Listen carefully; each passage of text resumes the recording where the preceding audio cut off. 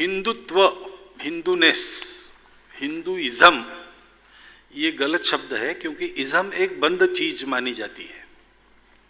तो कोई इज्म नहीं है, वो एक प्रक्रिया है जो चलती रहती है। गांधी जी ने कहा है कि सत्य की अनवरत खोज का नाम हिंदुत्व है। राधा कृष्णन जी का एक बहुत सुंदर कोट है, मेरे पास नहीं है इसलिए मैं नहीं बताऊंगा, लेकिन एक उसका चरण है कि हिंदुत्व ये प्रोसेस है, सतत चलने वाली प्रक्रिया है, मोस्ट डायनामिक है, और उसमें सबका योगदान है जो भारत में हो गए विचारक। इसलिए हिंदुत्व को हिंदुइज्म नहीं कहना चाहिए, ऐसा मेरा मत है।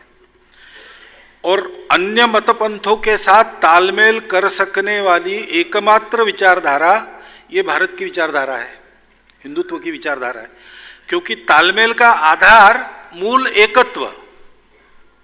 प्रकार विविध है और विविध होना अवश्यंभावी है, क्योंकि प्रकृति विविधता को लेकर चलती है। विविधता ये भेद नहीं है, विविधता ये साजा सज्जा है, प्रकृति का श्रृंगार है।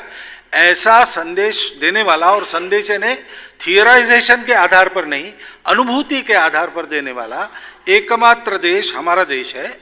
और इसलिए हिंदुत्व ही है जो सबके तालमेल का आधार बन सकता है। जनजातीय समाज भी हिंदू है।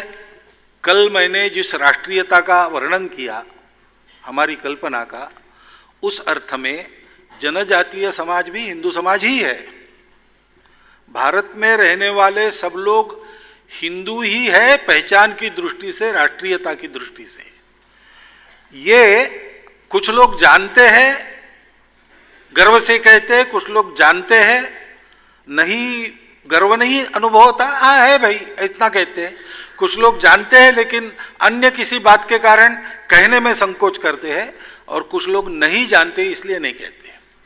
मैं तो कहता हूं कि भारत की ये जो प्राचीन विचारधारा अब तक चली आ रही और अन्यान्य रूपों में सर्वत्र प्रकट हो गई है, उन रूपों में इतनी विविधता है कि कई रूप एक दूसरे के विरोधी भी लगते हैं, लेकिन वो एक समान मूल्यबोध लेकर चलने वाली विचारधारा है।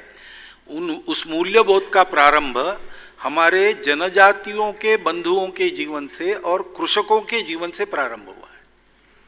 तो इस अर्थ में तो ये हमारे पूर्वज है, ऐसे ही उनको देखना चाहिए और उनके सारे स्थितियों का, समस्याओं का विचार करना चाहिए। ये सब अपने हैं, भारत में कोई पराया नहीं। परायापन हमने निर्माण किया है, हमारी परंपरा ने नहीं। वो तो एकता ही सिखाती है।